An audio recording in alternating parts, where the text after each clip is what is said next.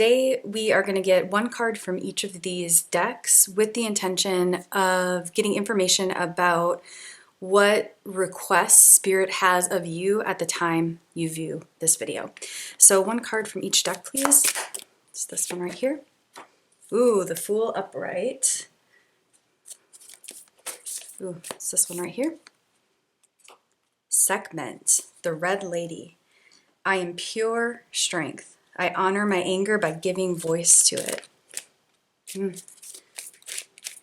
me shuffle this one a little more. Okay, one card from this deck, please. There it is. Isolation. Wow. I mean, the first thing that is like really standing out is look at these two dots right there. That's wild, isn't it? Like, look at that. There's something there about, I think, like the Fool is the first card in the Major Arcana of the Tarot, and it represents new beginnings. And so there's something like, I guess the isolation card at this point, or in this reading I should say, is giving me almost hermit vibes, meaning like your new beginning can be unlocked through isolation, and not isolation in like a negative sense, isolation in like the hermit sense, where you're giving yourself some space from the rest of the world, frankly. And I'm getting the sense here that that's one of the major requests from Spirit is a willingness to hermit.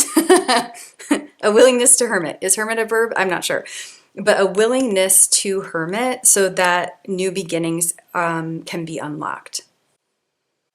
So this request from Spirit seems to be along the lines of asking you to take space from the old.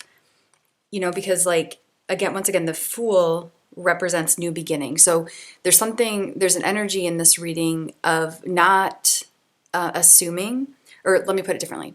The request from Spirit is to put down the assumption that what you want is going to come from what you've built in the past, or the people of your past. There's something here about what you want coming from new ways of doing, new ways of thinking, new people around you. And to get to that point, there's going to be some isolation that needs to happen, space, boundaries that need to be put up so that you can process anger. I guess before I get to that though, I just keep noticing, see how this gray of this isolation card is like matching the gray right here in this Fool card. And this is definitely giving me moon vibes in this reading. So there's something here about like, because the moon often can represent mystery or unknown.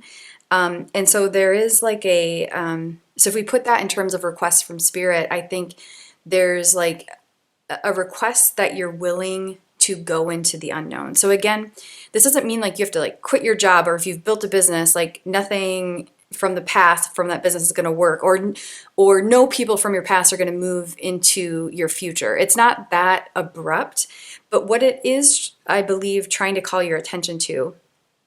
Oh my gosh, and I'm just noticing that my nail color really matches this. Not sure what that means at the moment, but it's really standing out to me. Okay, back to my other train of thought. What I feel like it is trying to call your attention to is that a willingness to have a new beginning, a willingness to go into the unknown, a willingness to think differently is important. And part of that the only way it can be unlocked is through a willingness to hermit, a willingness to go into sacred solitude, a willingness to set up sacred boundaries. Now, along with that, then we have this powerful Segment card. And I believe what this is calling forth is a permission slip to feel and process sacred rage. And maybe even more than that, I feel like what the request from Spirit is asking, and this feels really powerful, so take a deep breath and feel into this. But I believe it's asking you to transmute guilt and shame energy into anger energy. Does that make sense? So especially if you're someone who identifies as a woman or has more feminine qualities that you identify with, I think a lot of times we suppress the anger, and it turns into this festering guilt and shame. Like we turn wrong energy, like just the energy of wrong, okay? Just like a neutral energy, negative energy, we feel safest turning it inward, okay? And what this is asking is to alleviate, give yourself some space from people of your present and past, from situations of your present and past, to look at maybe how, although sometimes because of how we're conditioned in our culture, it does seem safer to turn that wrong energy inward, how maybe that is keeping you stuck, right? So there's this processing of anger, a willingness to feel angry. Like that doesn't mean you have to act on anger. Do you know what I mean? And hurt anybody. I'm certainly not suggesting that, but a willingness to feel anger. So when you're noticing shame and guilt, see if what actually wants to be felt is anger. Do you know what I mean? Because as feminine creatures in our current society, it is safer. We feel like it's safer for us to feel guilty, okay? But we don't unlock a lot when we're in that guilt energy. And so I think what it's saying is, create some space for yourself where you are safe in the privacy of your own home without hurting anybody, but to feel anger, because in that anger, you're going to be able to see things differently, new ways of seeing. I think that's what maybe this blue is representing. Like new ways of seeing, because I tapped on this. And blue is the energy center of your throat, which is your communication center. And I feel like it's this is saying an uplifting. Do you get what I'm saying? And as you see things differently, what I think is going to happen is you're going to be able to communicate your needs more clearly and differently with those around you. But first, before you're able to do that, you have to get clear with yourself about how you're willing to be treated and about what feels right and wrong in your own being, and about your standards, about what makes you angry and what doesn't. And so a huge key to unlocking that is tapping into that sacred rage. Instead of repressing it, having it turn into shame and guilt, allowing that shame and guilt to come up, and then their sacred rage. Now, what I'm being called to say now is, after we, not it's a one and done thing, but typically in the process of feeling our emotions, right? Every time it comes up, after we feel anger, typically then there's a grief process. Okay. So the way that I see it is, oftentimes as feminine creatures in our society, we get stuck in shame and guilt. Progress towards getting out of that shame and guilt is anger, knowing that we deserve to be treated a certain way and being angry when we don't. And mostly at first, just feeling that with ourselves, right? So we don't have to direct that to anybody. A big part of feeling our emotions is getting information from them, letting them move through our body without actually having them dictate our choices. Does that make sense? So there's power here in, a lot of times we get stuck in the energy, the rabbit hole of guilt and shame. Then we blend with those emotions, and then we let them, instead of getting information from them, we let them dictate our choices. Okay. So what this is saying is starting to get out of that rabbit hole of emotions leading your life unconsciously, and getting to a point where instead you can be aware of your emotions, feel your emotions, get information from them, have them move, transmute, transform, again, guilt and shame to anger, to grief. And usually on the other side of grief, paradoxically, is true joy. Okay? So but you can allow that all to happen in safe spaces where it doesn't dictate choices unconsciously and, what's the word I'm looking for? It's represented by that snap, impulsively, right? So there's space that's needed to show yourself your strength, to have capacity for feeling your emotions and then regulating and then making strong conscious choices from that place. And then eventually more and more with other people, communicating your needs clearly. Communicating your needs clearly. Now, last night I had a dream about a lion, and it was wild. It was like what I remember about it, it was like this lion came and it was like right by my back, and it was like I froze in fear, but then suddenly the lion like surrendered. So it's just so interesting that segment comes out here now, because it's supposed to be a lioness's head on a woman's body. So with that being said, I'm going to use this book here, the Pocket Guide to Spirit Animals, to look up lion. And I'm also noticing a fly. So maybe we should look up fly. I don't know if you're seeing it fly around. Let's look that up too. Okay, so here's lion. Hold your head up high and keep your dignity no matter what you're facing. Wow, that's wild. In terms of like pure strength. I honor my anger by giving it a voice. Wow. You're much stronger than you think you are.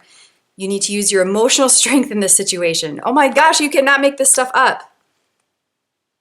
That is the major request from Spirit, is use your emotional strength and build your emotional strength. And building emotional strength means building your capacity to be aware of your emotions, to unblend from them, to feel them, to let them move through you, to get information from them, but then ultimately to make conscious choices from a place of your needs and your values. Wow. Call upon the well of courage that's available to you to confront this uncomfortable situation. Listen closely and discern carefully before acting, rather than moving ahead impulsively or recklessly. Oh my gosh, that's what I was saying with like the snapping. Oh my gosh, sometimes you just like cannot make this stuff up. When faced with a tough decision, follow your heart rather than what you think you should do. Oh my gosh, and that plays off of the idea of like guilt, right? When we're blending with guilt unconsciously, right? When we're turning that wrong energy inward, because that's how we feel safest, then what we do is we always do what we think we should do, right? So I think there's a request from Spirit here, as you are building in your emotional capacity, part of that is a willingness to feel anger. Be mad about how you're treated, be mad about certain things. Then you can actually begin to act more from the heart. And maybe, like, I keep going back to this too. Like maybe that, like the communicating of needs with people. And then at the top here, we have that green, this green arrow. And the green in terms of chakras, what it represents is the heart center, is your heart center. So as you are, part of communicating clearly what you need and what you value is then you get to access more of your heart center. Because when we're doing the opposite, so like this is sinking down abstractly or metaphorically, then we're repressing all that. Do you know what I mean? So there's a big request from Spirit here to have a willingness to create sacred space for yourself and get the support you need in whatever way makes sense for you to allow what has been repressed to start to surface and to process it. And a lot of that processing is going to be feeling, instead of guilty and shameful, feeling angry, then feeling grief, and then glimmers and seasons and phases of joy. Okay, so before we go, let's look up fly, because I've never had a fly show up before. H-I-J, where's F? I don't even know if fly is in here. If it's not, I maybe will just suggest you look it up yourself. Okay, give me a second. I gotta go the other way. Here we go. There it is, fly. The situation or concern you're dealing with requires you to be quick to decide and act in order to get the results you want.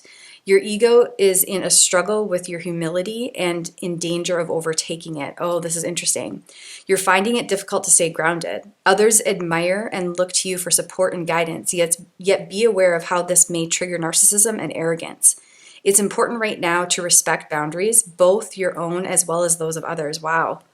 Isolation card. Someone in your life is feeling annoyed by you, so clear that up as soon as you can. Be persistent and don't give up easily when attempting to achieve your heart's desires. Look for beauty where it isn't immediately apparent, outside and inside of yourself. Wow, so like that first part really stands out to me. So starting here, your ego is in a struggle with your humility and in danger of overtaking it.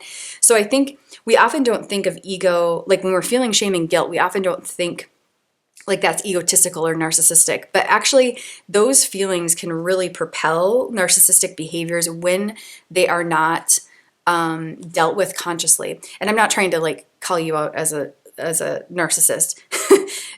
Far from it. If you're listening to this and you're self-reflecting, there's no way that you are chronically hurting people. And it's been my experience, because I have the tendency to get stuck in shame and guilt, that I have to see how that, when we're in that state, that is ego. Even though we're like beating ourselves up, it's still ego. So there's actually humility in turning guilt and shame, allowing it to transform into anger and then grief and then eventually joy. So I feel like that's what's being said here. And then in terms of like you going to be quick to act and decide, I feel like what that's saying is, when we're stuck in the rabbit hole of shame and guilt, it's hard to make quick, definite decisions, right? However, when we build our emotional strength, it's much easier to get information from our emotions, get information from other people, get information from life, and then act decisively. Does that make sense? And then it's not impulsively, it's decisively. Do you feel the difference in that? So I feel like there may have been in the past like an unconscious rabbit hole of shame and guilt, which was causing you to act more impulsive, right? And reckless, maybe even unconsciously, right? Because most of the time that's what has happened. And so I think the request from Spirit is to bring some consciousness to all of this. And that's going to allow you to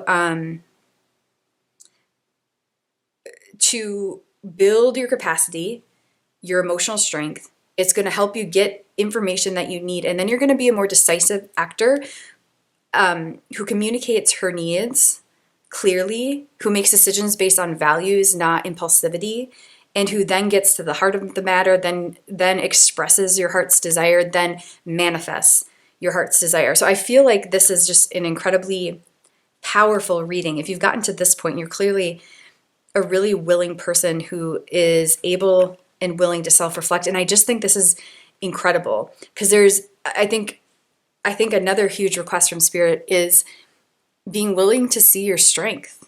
Do you know what I'm saying?